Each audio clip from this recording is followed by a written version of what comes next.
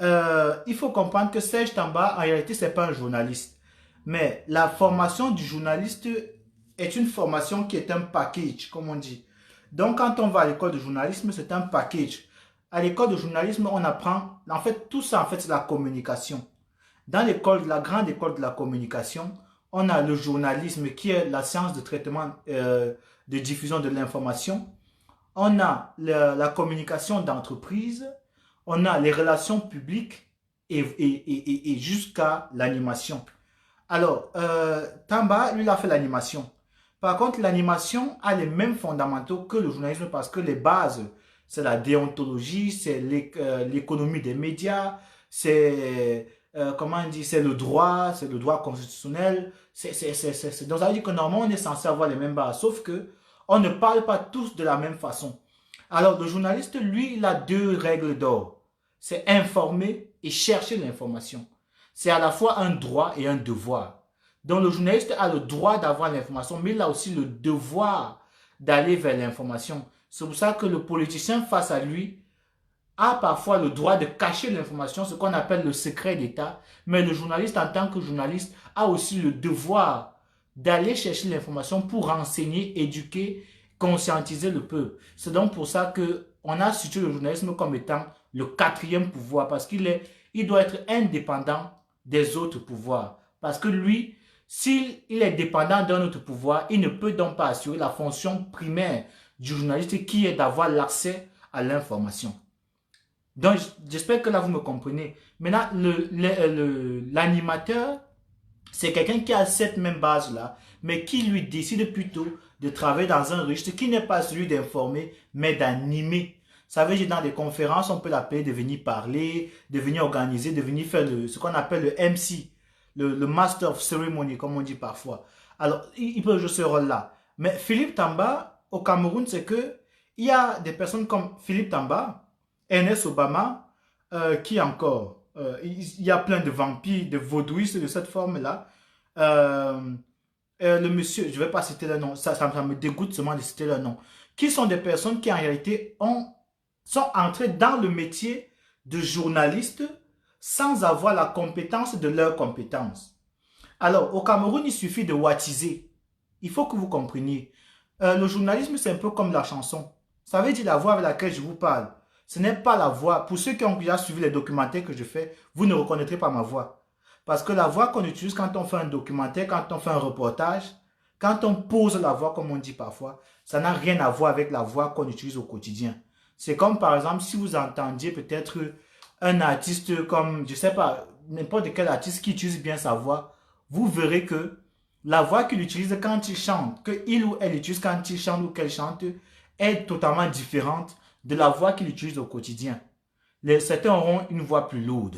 Ils auront une voix lourde, d'autres auront une voix plus soft, d'autres auront une voix totalement monotone. Ça dépend totalement. Et les gars, maintenant, ont utilisé leurs compétences là parce qu'ils ont changé de timbre vocal. Ils ont commencé à wattiser pour plus ressembler aux Blancs qu'aux Camerounais pour donc se faire un nom dans la scène journalistique au Cameroun. Or, la scène journalistique au Cameroun, il n'y a personne qui l'a décrit mieux que, paix à son âme, Charles Ateba Yene. C'est un milieu fortement, j'ai failli dire un mouvement bizarre, c'est un milieu anustocrate, c'est un milieu totalement sectaire.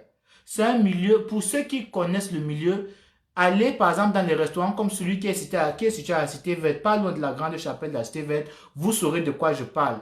Quand je dis Cité Verte, c'est Vertinga, entre le lycée de la Cité Verte et la chapelle qui est à Tinga. Vous comprenez de quoi je parle. Il y a un restaurant qui est très connu et tous les journalistes s'y retrouvent. Pour ceux qui étaient là-bas, au moins une fois sauront que là-bas, les journalistes mangent dans les mêmes plats que les ministres. Alors un journaliste qui se dit objectif, qu'est-ce qu'il fait là manger avec des ministres s'il est objectif? Donc c'est pour que vous compreniez que il y en a qui n'ont pas mangé dans ces plats-là. Et c'est pour ça qu'aujourd'hui, on a le pouvoir de dire ce qu'on veut dire parce qu'on ne leur doit rien. On n'a aucun rapport avec eux, on n'a jamais couché avec qui que ce soit d'ailleurs. Vous comprenez? C'est pour ça qu'il y a des gens qui sont aujourd'hui obligés de montrer au monde entier qu'ils sont incompétents. Et parfois, ça fait depuis qu'on observe ces personnes parce que elles prennent le micro, elles prennent la parole, elles parlent avec souveraineté. Vous avez l'impression que ce sont des personnes qui auraient une quelconque compétence, une certaine pesanteur vis-à-vis de ce qu'il raconte. Mais ce sont des paroles en l'air. Parce qu'au Cameroun, quand vous voyez un pays dans lequel des personnes ont un problème, il y a une enfant, mon ami Julio Dimitri So, un bon artiste hein, qui a eu l'amabilité de soutenir une jeune enfant qui a été brûlée par sa grand-mère.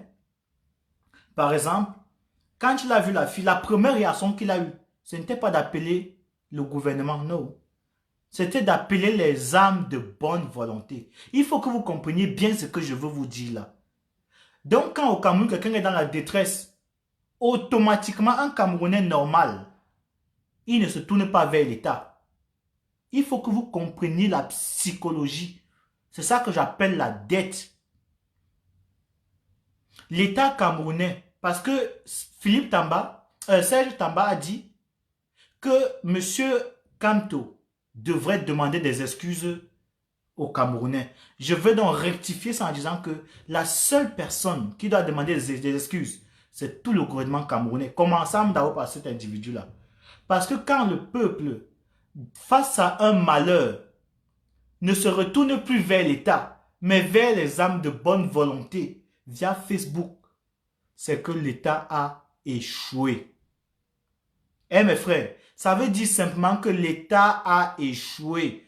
Et si quelqu'un qui vient vous parler avec le gros français, qui essaie de wattiser, qui fait une sortie sur Facebook, qui n'a même pas de queue ni de tête, n'est pas capable de faire ce qu'on appelle un recoupement de l'information, ça veut dire que c'est un monsieur qui a perdu son livre de première année.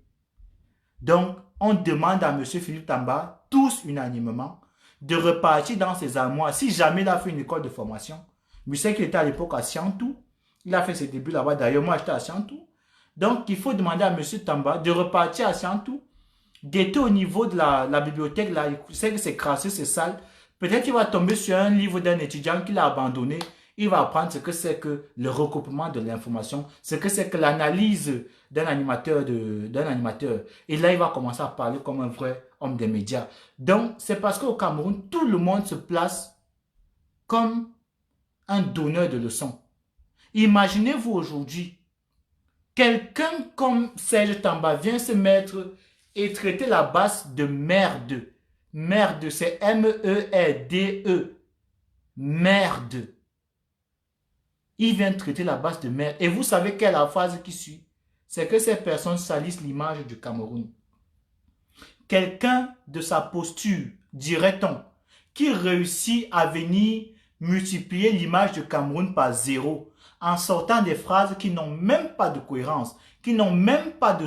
Parce qu'en argumentation, il y a un principe, c'est qu'on donne la thèse, on donne la théorie, on donne l'hypothèse. Maintenant, on défend l'hypothèse en apportant des exemples, en étayant les propos. Quand un communicateur parle, on sent toujours une différence avec quelqu'un qui n'est pas un communicateur.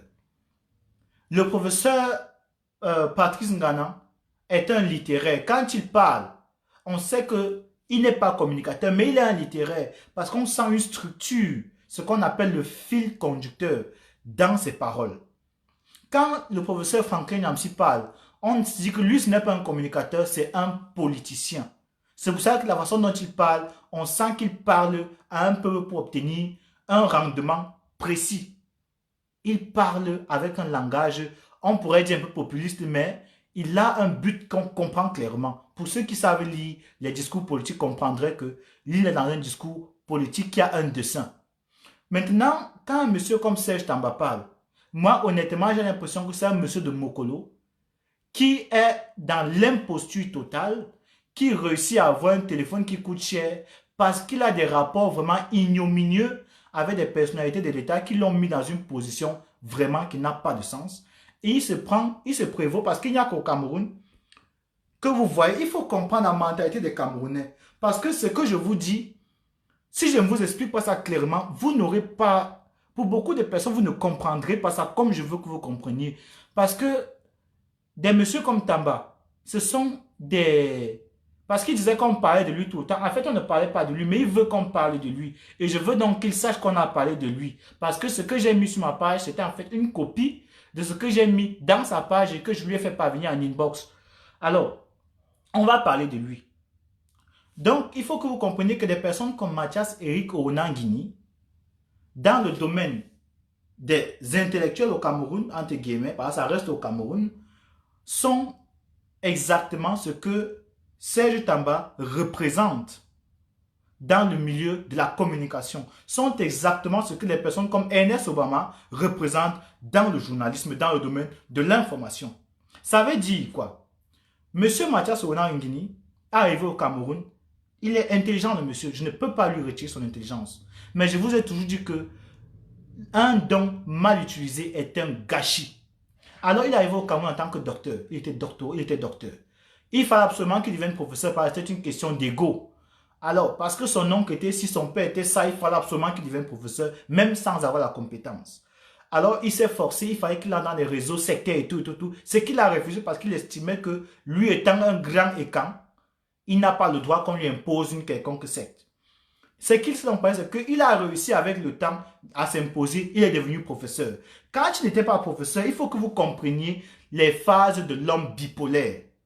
Quand il n'était pas encore professeur, quand on parlait du docteur Eric Mathias Onanguini, celui avec qui j'étais assis quand on faisait la grande palabre au Dioga Palace avec Maître Aliscom, il s'en rappelle encore. Quand il me disait, jeune homme, on veut les jeunes comme vous pour le Cameroun de demain. Là, il me félicitait parce que je n'avais jamais parlé mal de Paul Biya. Aujourd'hui, ils sont en train de nous lyncher médiatiquement, de nous lyncher avec des mots satrapiques qui n'ont même pas de substance. Alors, ce sont des personnes comme ça qui utilisent des gros jargons pour faire quoi aux Camerounais qui sont intelligents. Et pourtant, quand vous traduisez les mots qu'ils utilisent et qui représentent au moins 70% de leur registre, qui sont des mots gréco-romains, qui ne veulent en réalité rien dire. Ces mots-là suffisent à faire croire qu'ils sont au-dessus de la norme, au-dessus de la moyenne intelligente. Et c'est partant de là que le monsieur a réussi à devenir professeur, maître de conférence, son rêve. Alors, regardez bien les deux, Mathias Eric Onanguini, le docteur, et Mathias Eric Onanguini, le professeur. Quelle est la différence aujourd'hui entre Mathias Eric Onanguini, le professeur, et Messanga Nyamdim dans la bêtise? Je vous ai dit que les deux là sont en train de faire un marathon en ce qui concerne l'imbécilité. Donc, on a fini avec ces pseudo-intellectuels-là. Maintenant, on part donc chez notre ami l'animateur de... J'ai failli dire de Pakoti. L'animateur de Kemes, là. L'animateur de Kemes, là. Vous voyez ça, monsieur, au Cameroun, il faut comprendre que la psychologie du Cameroun, c'est une psychologie très tordue. Tordue, pourquoi? Parce que l'humour d'un pays, quand je dis l'humour d'un pays, c'est ce sur quoi les gens rient. C'est ce sur quoi les gens rient. Moi, je suis par exemple en Allemagne. En Allemagne, pour faire rire aux gens, il faut parler des incohérences politiques des politiciens. Il y a par exemple Angela Merkel qui a dit en 2014-2015 que Wir schaffen das, ça veut dire en allemand, nous allons réussir à le faire. Il s'agissait de la crise, entre guillemets, migratoire.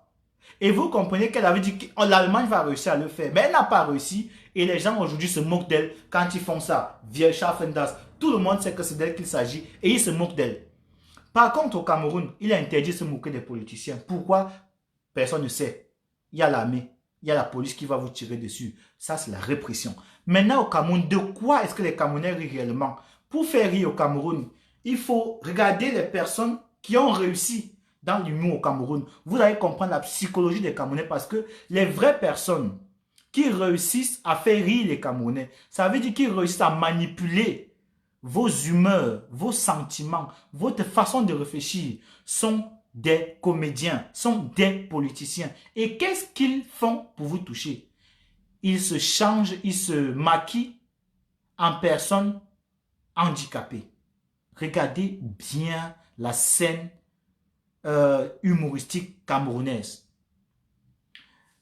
Vous avez un qui a utilisé la façon de parler, la diction des Bamileke pour faire son commerce, sa base commerciale. Je parle de Jean-Michel Cancan.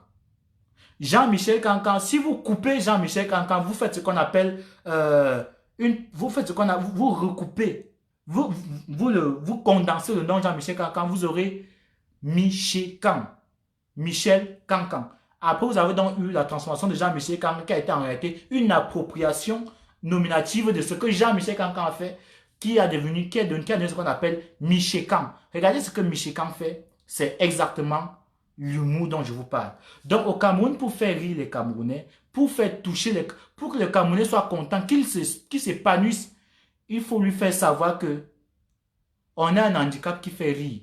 Vous allez voir des personnes avec des gros ventres, des personnes avec des cravates mal enfilées, des personnes avec des maquillages pas normaux. Et c'est comme ça la société camerounaise. Parce qu'on se moque en réalité de celui-là qui est mal. Il faut que vous compreniez ceci. Il faut que vous compreniez clairement ce que je veux vous dire.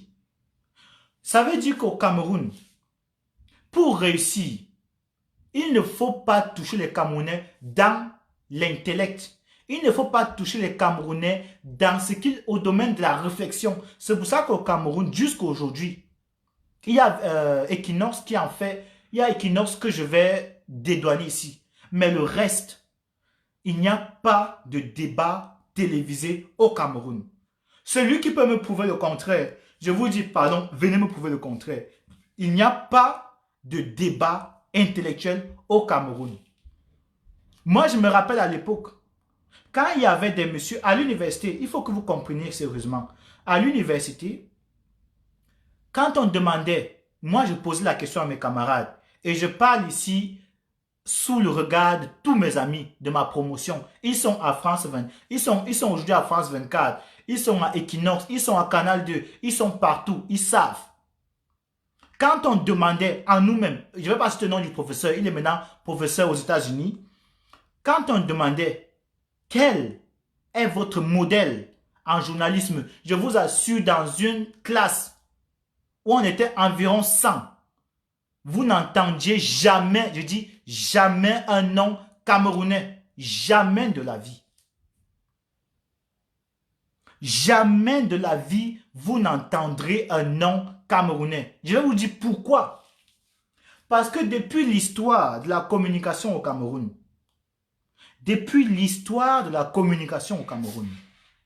on a pensé à tout, sauf à dire la vérité aux Camerounais.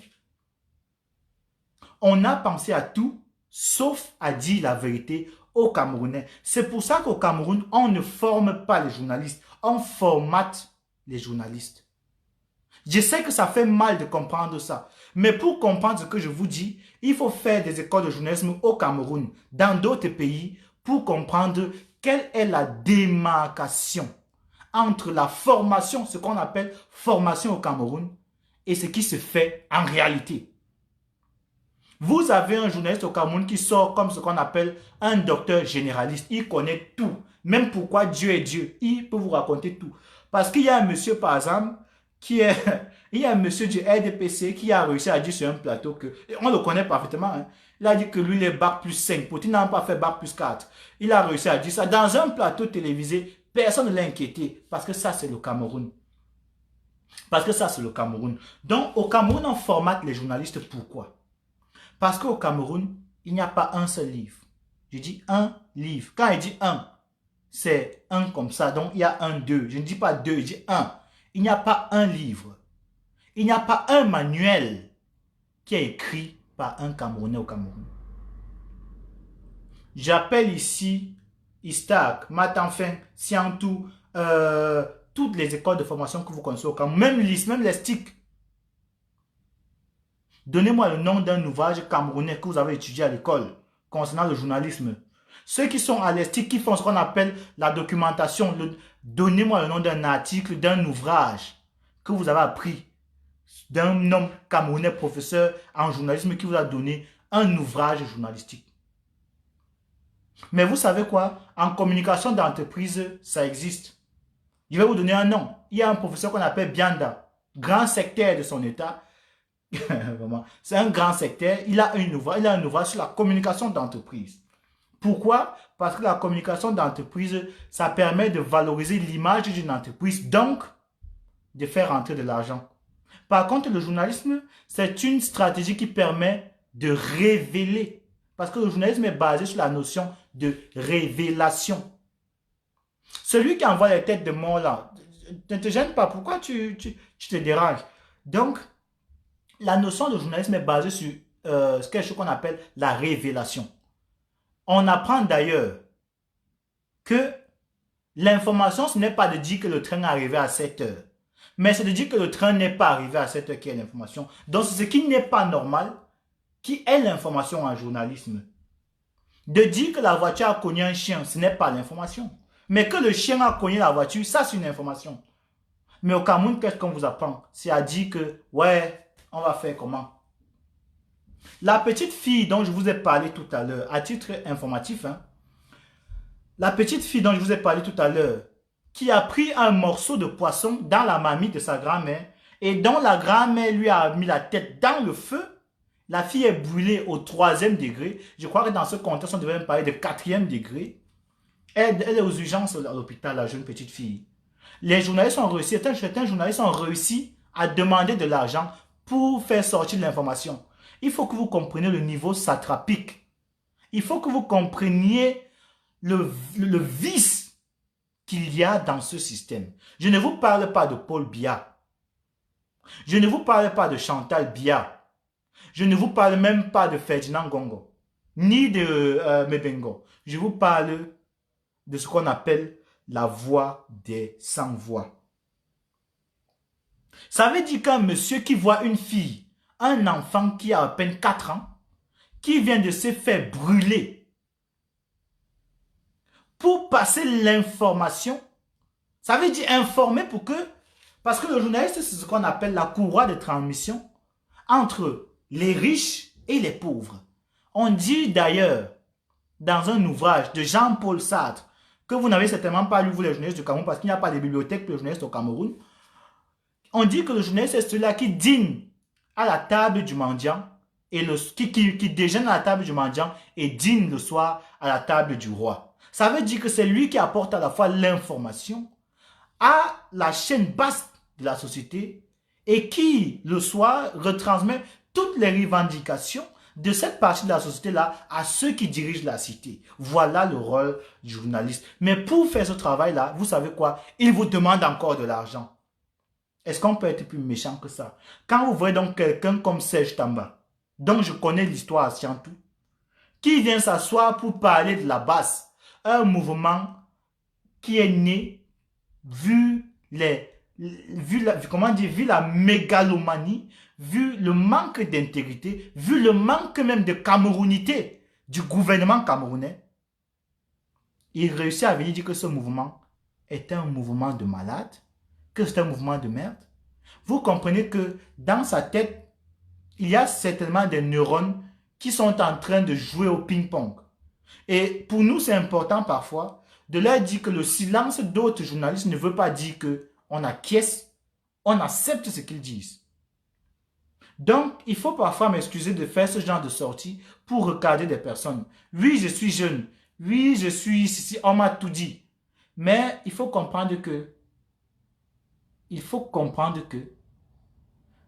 la différence entre nous et les Occidentaux, c'est que les Occidentaux ont compris que quand on accouche un enfant, c'est parce que l'enfant doit connaître mieux que nous. Si la prochaine génération ne connaît pas, ne sait pas mieux que nous, c'est qu'il y a une erreur. Il faut que vous me compreniez bien. Si la prochaine génération n'est pas plus avertie que la génération précédente, c'est qu'il y a un problème. Alors, depuis que M. Kamto a gagné les élections, j'ai l'impression que M. Kamto court dans vos cerveaux au Cameroun. Ernest Obama particulièrement, et ces vampireux de journaleux là qui sont en train d'essayer de faire la communication moins chère. Il faut que vous compreniez ceci. Tout ce que vous fabriquez là, j'ai un disque dur de plusieurs téras dans lequel je coupe, je sectionne, je mets ensemble tout ce que vous dites. Il dit tout ce que vous dites. Ne croyez pas que la justice est une affaire de bière. Ne croyez pas que la justice est une affaire de bière. Parce que vous allez boire tout ce que vous voulez. Au moment venu, on va vous faire sortir de vos trous. Les gens qui ont commis des génocides en Allemagne n'imaginaient pas qu'un jour, on allait les chercher jusque dans leur grenier.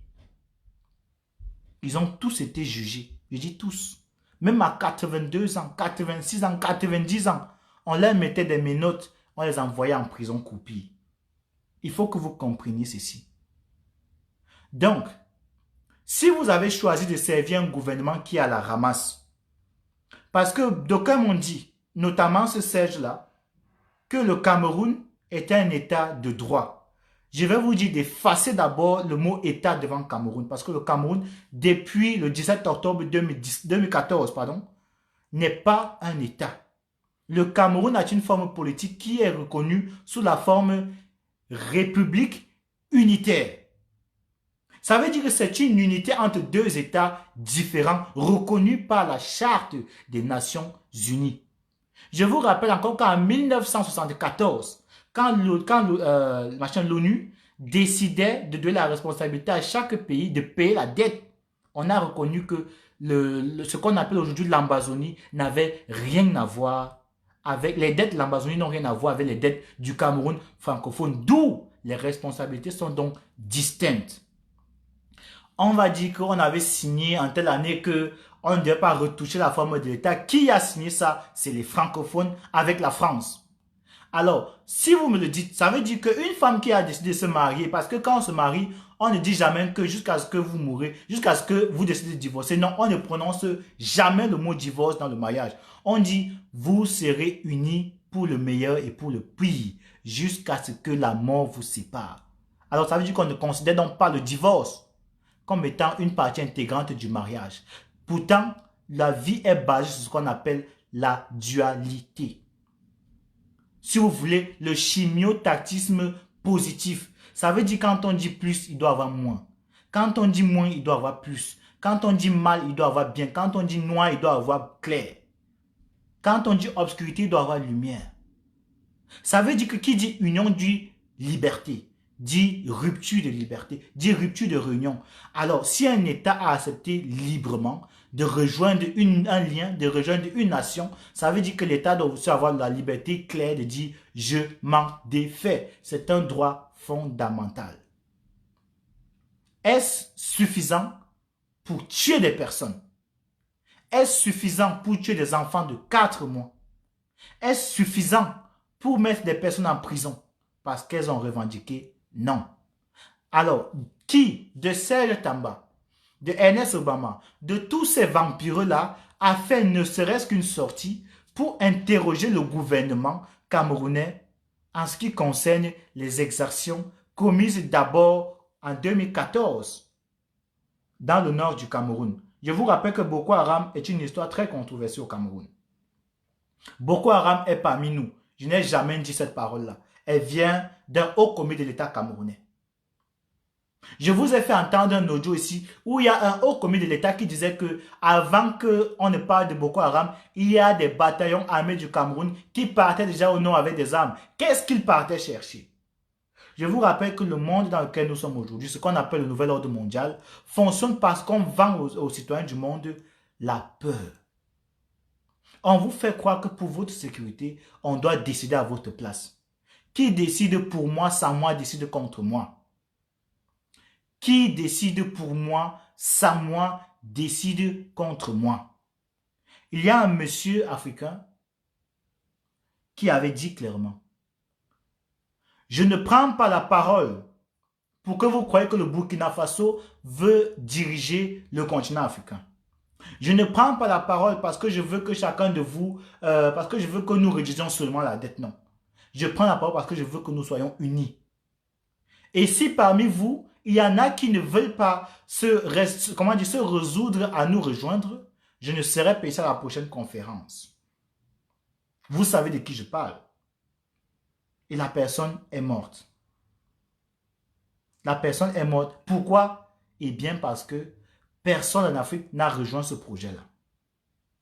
L'Afrique, comme les autres, le Cameroun, comme les autres pays d'Afrique, n'ont pas raison de payer la dette. C'est pourquoi Thomas Sankara est mort.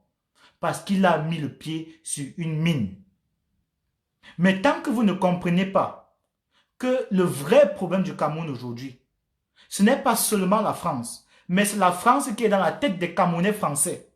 Je vais reprendre la phrase pour que vous compreniez bien. Le problème du Cameroun, ce n'est pas seulement la France. Quand je parle de seulement la France, ce n'est pas la France de l'outre-mer. Ce n'est pas la France là où vous avez la tour Eiffel. Mais c'est la France qui est dans la tête de Paul Biya. C'est la France qui est dans la tête de Ngongo. C'est la France qui est dans la tête du général Bankui. C'est eux. C'est cette France-là qu'il faut tuer. Parce qu'ils sont moins Camerounais aujourd'hui. C'est parce que ces personnes ont décidé de servir des intérêts dont ils n'ont même pas le soupçon. Ils ne soupçonnent même pas les dégâts sur des générations et des générations que leurs choix sont en train de causer. Les pygmées au Cameroun sont en train de disparaître parce qu'ils n'ont pas de carte d'identité. Ce que je vous dis est une réalité. Les pygmées sont en train de disparaître. Et je vous rappelle que le Cameroun est l'un des rares endroits où il y a encore ce qu'on appelle les pygmées réels. Les premiers habitants de l'Afrique verte, ils sont en train de disparaître. C'est un génocide qui a commencé depuis des années. J'ai fait une vidéo là-dessus. La vidéo a été reprise par France 24. Le Cameroun, pour me féliciter, m'a menacé de mort. Il faut que vous compreniez ceci. Le Cameroun, aujourd'hui, à l'heure où nous parlons, est en train de vouloir tuer le temps. Et il n'y a personne dans ce monde entier qui va venir au Cameroun sauver les Camerounais. Je vous le dis parce que je suis dans la diaspora. Je vous le dis parce que je suis dans la diaspora. Si j'étais au Cameroun, j'aurais dit seulement le tiers du quart de la moitié de ce que je dis ici, que je serais déjà torturé, tué en prison. Parce que le Cameroun, c'est une démocratie. C'est une démocratie tellement que on a Mamadou Mota qui est aujourd'hui en prison, la fracture à la main. On ne sait pas ce qui se passe avec les prisonniers. Ils sont arrivés comme des gangsters cagoulés. Ils ont déplacé les prisonniers dans tous les coins. On en a qui se retrouvent à la prison de New Bell. Il y en a du jour au lendemain qui ne savent même pas là où on les amène. Ça veut dire, pour un enfant qui a rendu visite à son père le matin, il ne sait même pas à 12 heures à quel endroit, à quel niveau du pays son père se trouve. On vous parle de démocratie. Je crois qu'il faut qu'on redéfinisse ce qu'on appelle démocratie. Si c'est le Cameroun, si c'est Paul Biya, si c'est Ngongo, si c'est l'autre là, il s'appelle comment, Tamba, qui vont venir nous apprendre ce que c'est que la démocratie, je crois qu'il faut qu'on arrête l'école.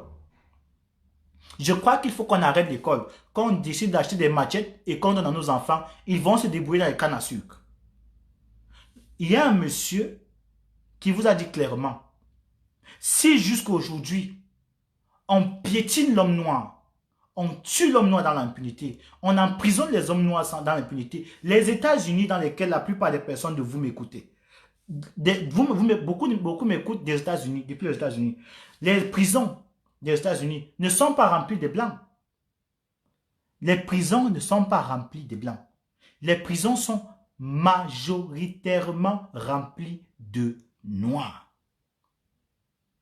Les prisons en Europe ne sont pas remplies des Européens.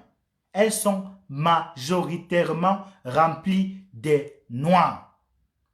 Les prisons en Afrique ne sont pas remplies des Européens.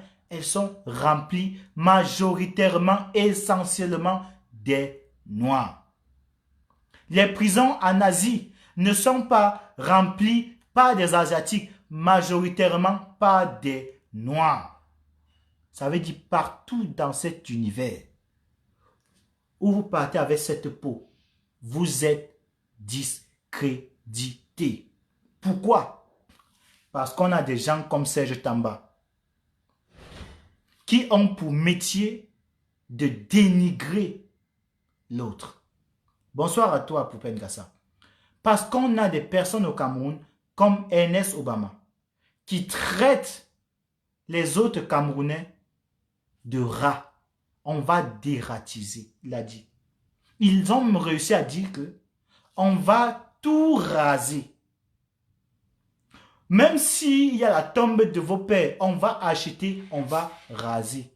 Voilà comment un journaliste de la deuxième chaîne camerounaise, d'après les sondages de Boulou, a réussi à parler devant le Cameroun.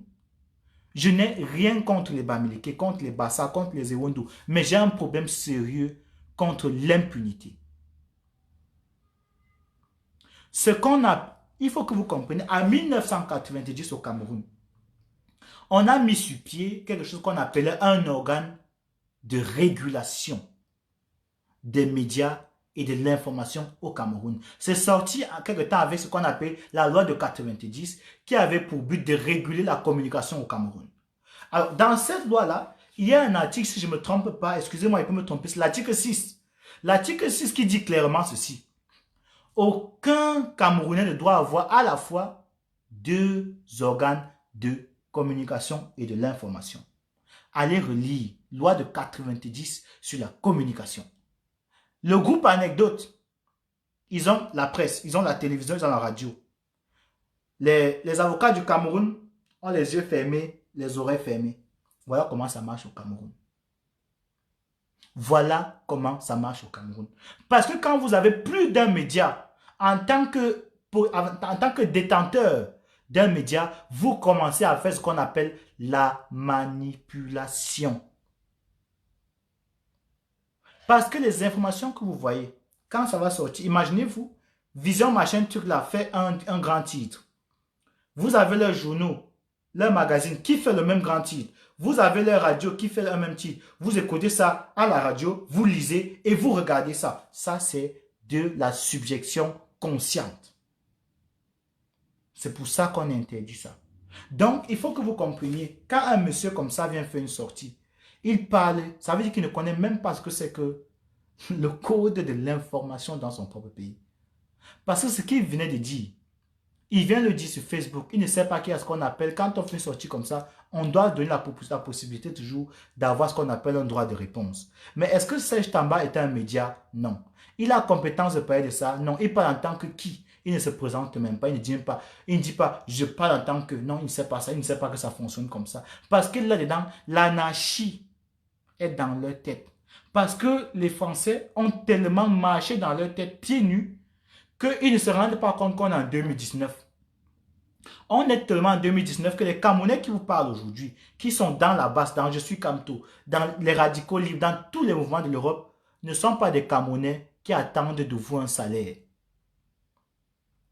Ce ne sont pas des Camerounais qui attendent de vous un salaire. Ça veut dire que le Camerounais normal de l'Europe peut venir au Cameroun. Toi, Serge Tamba, il vient au Cameroun, si c'est même 2 millions, il donne à un policier, on t'arrête comme c'est comme ça que vous fonctionnez au Cameroun, on te met en prison, on te fouette les pieds sérieusement. Après, il fait un virement encore au policier, au général qui t'a envoyé raconter ça, parce qu'il est corrompu, il n'a pas de morale, il t'arrête, il te fouette encore même 2 semaines de plus, juste pour te montrer qu'il a plus d'argent que toi. Après, il va repartir en Europe et tu vas rester derrière pleurer comme un pleinichard. Parce qu'on est dans un pays où il n'y a plus de respect de ce qu'on appelle l'humanité. Il n'y a plus le respect de l'humanité. Le Cameroun est un pays qui a tellement de potentiel. Le Cameroun a tellement de potentiel. Je vous dis toujours que Oprah Winfrey est d'origine camerounaise. Oprah Winfrey que vous connaissez est d'origine camerounaise. Le plus grand champion de MMA aujourd'hui est d'origine camerounaise. Il faut que vous compreniez que on dit toujours ceci en communication. Si vous ne dites pas aux gens et que vous ne montrez pas aux gens ce dont vous êtes capable, les gens vont vous montrer et vous dire de quoi vous n'êtes pas capable. Et puisque depuis 1982, Vous n'avez jamais montré de quoi le Cameroun est capable. Parce qu'en réalité, les seules vraies prouesses du Cameroun n'ont jamais été fomentées par le gouvernement du Cameroun. Je peux vous expliquer pourquoi. Si le Cameroun est connu dans le monde aujourd'hui, c'est parce qu'on a une dictature de 37 ans et qu'on n'est pas capable de la faire partir. Premier point. Si le Cameroun aujourd'hui est reconnu dans le monde, ce n'est pas parce que Paul Biya est un grand président, non. C'est parce que le Cameroun a été pendant 7 années consécutives le pays le plus corrompu du monde. Deuxième point. Si le Cameroun est reconnu dans le monde aujourd'hui, ce n'est pas parce que le président Paul Biya est un grand président. Ce n'est pas parce qu'on a des ministres qui ont fait des prouesses dans le monde, non. C'est parce qu'au Cameroun, on a une équipe de football qui a fait des merveilles. Et ces merveilles, vous savez quoi, n'ont jamais été payées, été récompensées, été saluées par le gouvernement camerounais. Il faut que vous me compreniez bien. Le Cameroun n'a jamais récompensé l'excellence. Le Cameroun n'a jamais récompensé l'excellence.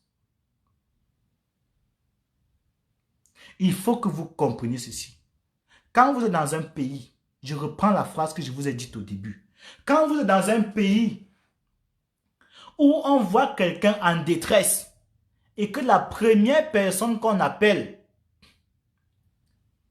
c'est les étrangers de la diaspora, les Camerounais de la diaspora, on appelle la diaspora pour faire des litiges, des PayPal, on n'appelle pas l'État qui est à côté, ça veut dire que l'État a échoué. The failed state, comme les Américains disent. L'État échec, l'État a échoué. Le ministre de la Condition féminine a échoué. Le ministre des Affaires sociales a échoué. Le ministre de la Famille et de la Condition féminine, peu importe avec quel mot vous collez ça, a échoué. Quand dans une famille au Cameroun, une grand-mère réussit à mettre la tête d'une jeune fille de moins de 5 ans dans le feu et brûler l'enfant au 3e degré et que l'enfant fasse une semaine dans un quartier sans que personne n'appelle les autorités camerounaises, ça veut dire qu'il y a eu rupture entre l'État et les citoyens. C'est l'échec de l'État. C'est comme ça que ça fonctionne. Voici ce qu'on appelle une argumentation claire. Alors, quand vous avez tout un monsieur, comme mon frère de l'Ouest, je ne vais pas dire, il n'est pas, je parle de Jean de Dieu Momo. Il n'y a pas eu plus incohérent que lui dans ce gouvernement camerounais. C'est vrai qu'à lui et Kaba Libi, il y a quand même un leadership au niveau de l'incohérence. Mais vous voyez, quand Jean de Dieu Momo réussit à venir vous expliquer à l'avant-dernière élection camerounaise, il vous dit, il va venir soutenir le peuple camerounais parce qu'il y a de l'incompatibilité, ce qu'on appelle la représentation régionale et tout ça, c'est du n'importe quoi. Il va tout faire pour que les Bamileke reprennent la position pour qu'il y ait ce qu'on appelle la méritocratie au Cameroun. On l'a vu chanter ça dans tous les plateaux télévisés au Cameroun et en dehors même des frontières camerounaises. Qu'est-ce qu'il vient vous dire il y a quelques semaines après? Ah mais non, si on donne ça aux Bamileke, ça veut dire qu'on va tout donner aux Bamileke, les autres vont être frustrés. Les autres, c'est qui? C'est ceux qui ne sont pas méritants, non? Alors, où on veut former un État où on veut le travail, où on dit on forme un État où on dit qu'on fait la conciliation régionale de façon où chacun ait ce qu'il veut. C'est comme ça que le Cameroun fonctionne parce qu'on ne parle jamais quand on a la bouche pleine. La bouche est pleine de sardines. La bouche de ces messieurs est pleine de sardines. Si on avait un seul autre parti d'opposition au Cameroun, si on avait un seul journaliste indépendant dans ces médias à part Equinox, on aurait aujourd'hui une enquête ouverte sur les crimes rituels qui existent au Cameroun depuis des années. Le seul qui a osé s'évertuer, tenter de vouloir... Oh, il fait ici un peu un big up à mon ami du Cameroun, un journaliste dont je ne citerai pas le nom. Pareil, si c'est ton nom là, il sera des problèmes. Qui disait, le seul qui a tenté de vouloir essayer de démanteler ce réseau de secteurs aristocrates et sectaires a perdu son travail. Il dit, il a perdu son travail. Parce qu'il a découvert qu'au Cameroun, on mangeait le cœur des enfants. Je ne vous parle pas d'un film d'horreur, je vous dis quelque chose qu'on fait au Cameroun, précisément à Bafoussam, à Yaoundé, à Douala. On mange le cœur des enfants. On mange le cœur des enfants dans un pays. Vous voyez qu'un monsieur qui réussit à manger le cœur d'un enfant, vous pouvez discuter avec lui, vous pouvez dialoguer avec lui. De quelle façon? Ce n'est pas un homme, c'est un démon. C'est un démon. Je vous rappelle, pour toutes ces personnes-là, et je profite ici pour parler un peu de cette jeune femme-là qu'on appelle Ida, parce que j'ai entendu dire qu'elle disait qu'elle vient d'une famille de politiciens, une famille avec la politique, elle a grandi dans la politique, alors je profite ici pour dire, quand on a grandi dans une famille où on parle politique, on ne le dit jamais.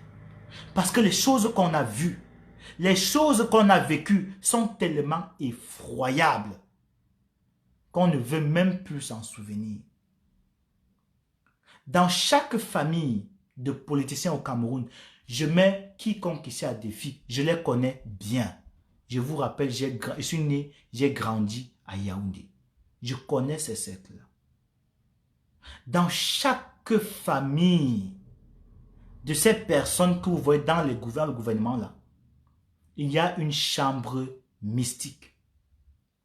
Quand je dis une chambre mystique, c'est une chambre dans laquelle vous avez ce qu'on appelle un hôtel. Ça peut être un hôtel maçonnique, un hôtel rosicrucien. Ce sont des maisons dans lesquelles il y a une chambre qui est vouée à la glorification d'un monsieur qui ne porte pas le nom de Dieu. Les sont des messieurs, je vous dis, dans toutes ces maisons-là, ils ont des machins rituels là que vous ne voulez même pas découvrir. Ce sont eux qui mangent le cœur de vos enfants. Ce sont eux qui arrachent les organes génitaux des enfants. Parce que si c'était un Camerounais lambda, quand une jeune Camerounaise de mini-ferme lance son enfant dans le cabinet, dans les toilettes, le lendemain matin à 6 h, on sait déjà qui c'était. Vrai ou faux? Quand une jeune fille, je suis en direct, Betty, je ne peux pas te répondre pour le moment, je t'en prie.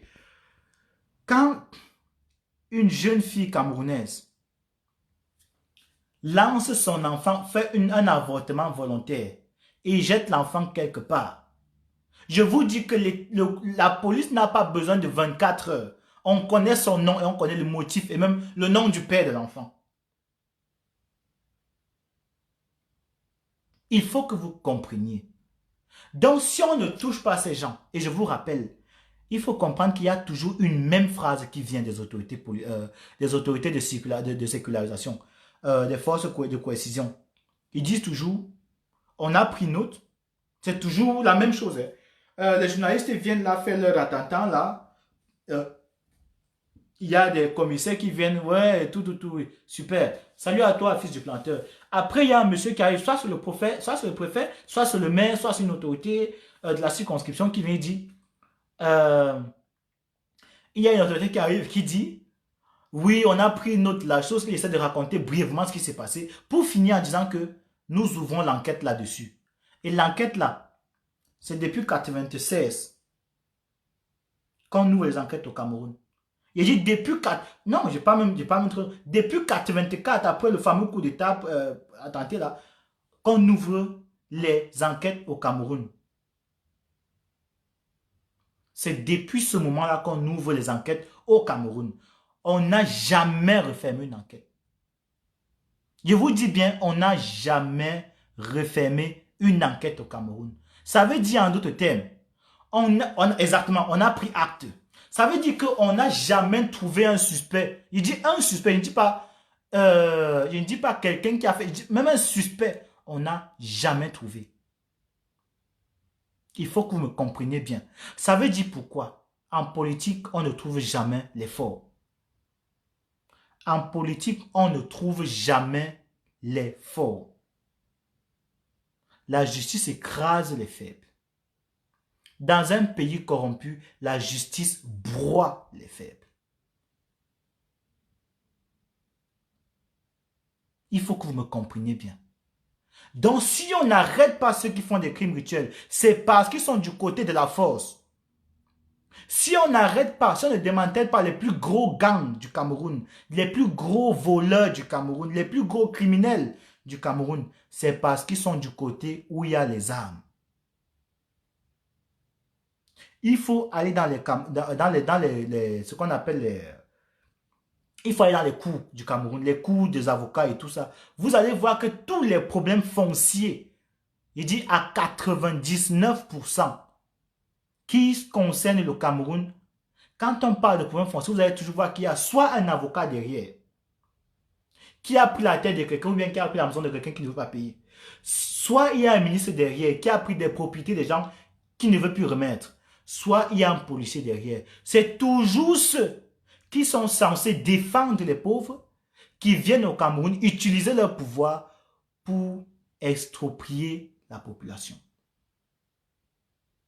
Au Cameroun, aujourd'hui, à l'heure où je vous parle, il y a des ministres. Allez demander à Laurent Esso d'où viennent ces terres.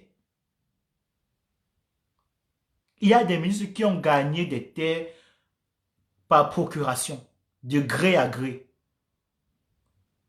parce qu'ils sont ministres. La seule chose qu'ils ont fait dans leur vie, c'est qu'ils sont ministres. Et c'est suffisant pour que des populations, des enfants et des familles vivent dehors. Voilà la justice camerounaise. Vous savez quel rôle joue Laurent Esso au Cameroun? Donc, voilà. Donc, quand je dis ceci, c'est pour que vous compreniez que les pères, les mères qui vous disent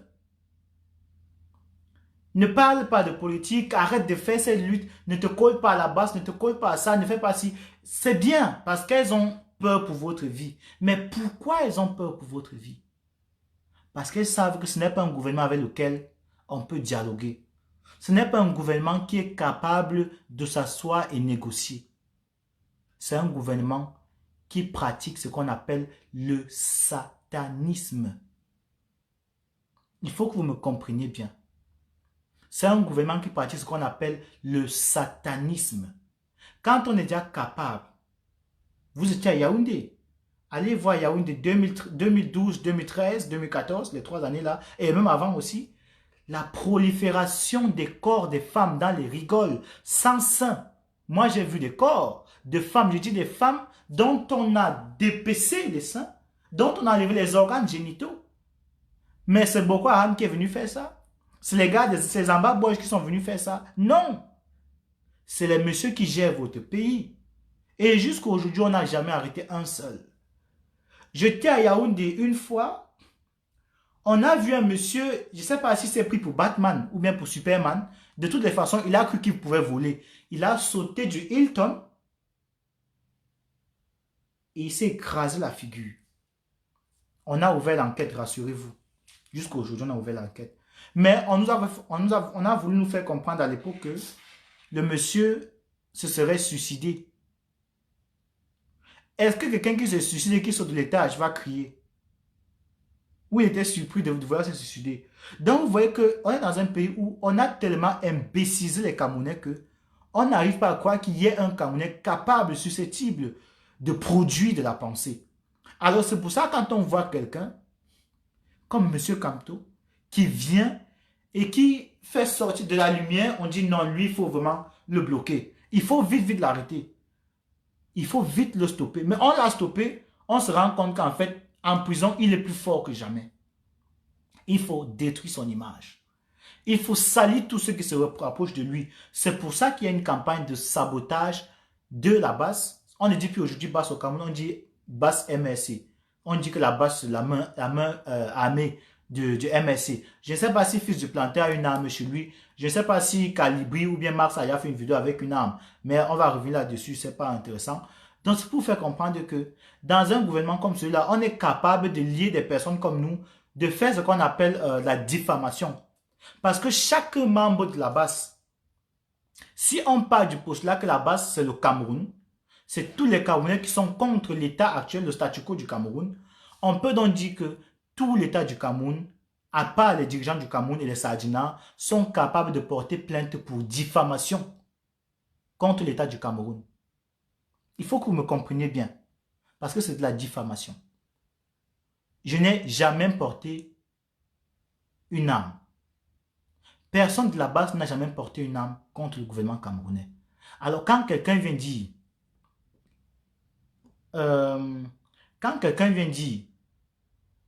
la base est le bras armé du parti MRC, ça veut dire clairement que on veut trouver des éléments justificatifs pour utiliser des armes contre la base. Il faut que vous compreniez le processus. On est en train de planter une arme, une graine dans la tête des Camerounais, à la fois du Cameroun et de la diaspora, pour qu'au moment venu, quand on prenne des armes, qu'on dise que non, c'est le bras armé du Cameroun. Et c'est comme ça que le gouvernement communique. Donc, mes frères, aujourd'hui, j'ai fait une sortie pour tenter de recadrer un peu les délits, je vais utiliser, les délits reptiliens, tribalistes de ce Serge Tamba-là, qui s'est tellement cru en sécurité qu'il a eu le droit de prendre une vidéo pour raconter n'importe quoi. Il était donc question que je fasse une sortie là-dessus pour déjà rappeler que bon, il ne croit pas qu'il est le seul communicateur sur Terre. Donc, on l'a vu venir, on a compris son plan. Il voulait qu'on parle de lui, mais on le tue direct dans l'œuf. On le tue direct dans l'œuf parce qu'au niveau communicationnel, il ne représente pas grand-chose. Si Ernest Obama lui-même, qui aujourd'hui est à la tête d'une chaîne tristement célèbre aujourd'hui, ne peut pas faire poids, faire poids de plume, ce n'est pas lui qui va venir représenter quoi que ce soit. On a des adversaires plus sérieux, même s'ils sont tristement connus, tristement célèbres, animés par une volonté totalement nuisible vis-à-vis du Cameroun et des Camerounais. C'est pas quelqu'un de son calibre qui va venir dire quoi que ce soit. Mais il est important qu'on le dise parce qu'il y a malheureusement des Camerounais qui réussissent parfois à se pencher sur ce cas-là. Et il fallait directement qu'on tente de retracer pour qu'on comprenne vite qu'un oiseau ne peut jamais être un loup. On dit chez nous au Cameroun que ce n'est pas parce qu'on pisse à travers le tronc d'un arbre qu'on est forcément un homme. Donc ça veut dire que l'homme n'est pas forcément celui qui se tape la poitrine pour dire je suis un homme ou bien que je peux pisser loin. L'homme c'est d'abord dans la tête. Donc partant de là, je vais vous dire donc merci pour cet entretien. Pour ceux qui veulent demander la parole, je vous donne donc 3 minutes exactement. Vous connaissez comment ça fonctionne. Vous avez 3 minutes, j'ai ouvert le micro et la caméra. Vous pouvez donc intervenir, poser des questions si vous avez des questions à poser. Et voilà, là on va donc se séparer après les interventions. Sinon, il y a un point sur lequel je vais revenir. Vous avez vu une photo sur la page de quelqu'un que j'ai mis qui va intervenir mercredi. Il va intervenir mercredi parce que je vous ai dit, j'ai fait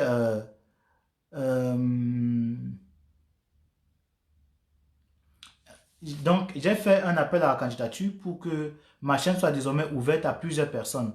Et ça fait qu'il y a des personnes que vous allez désormais voir sur ma chaîne qui vont venir aussi faire des lives, faire des communiqués, des commentaires. Et c'est important parce que chacun doit utiliser son canal comme tremplin pour d'autres personnes. Et c'est le cas pour moi, donc j'ai ouvert la chaîne à certaines autres personnes. Il y a 5 personnes déjà qui ont été retenues et qui vont donc arriver à intervenir, par exemple, sur certaines questions très intéressantes au Cameroun. Ça fait qu'ils ne vont pas toujours intervenir sur la situation politique du Cameroun. Ils vont intervenir. Il y a des ingénieurs, il y a des économistes, il y a des personnes en ressources humaines. Donc, le domaine est varié. Donc, on va ouvrir. Le micro est ouvert. Pourquoi je dois le fermer, Keisha? Je ne sais pas pourquoi. Non, il est ouvert. Tu peux demander la parole, il n'y a pas de problème. Donc, il y a des personnes qui vont intervenir sur la chaîne et il faudrait que vous soyez un peu accueillant vis-à-vis de ces personnes. Ça peut être vous aussi, hein, si avec le temps, vous avez envie de venir, il n'y a pas de problème, vous pouvez intervenir, il n'y a pas de problème. Ce serait intéressant d'avoir de nouveaux visages sur nos chaînes parce que c'est important pour tout le monde. Donc, sur ce, je vous dis, c'était une soirée très intéressante à discuter avec vous. Je vais donc me reposer. Je pense que vous avez fait aussi pareil. Portez-vous bien, vive la révolution, vive la justice, vive le professeur Kamto.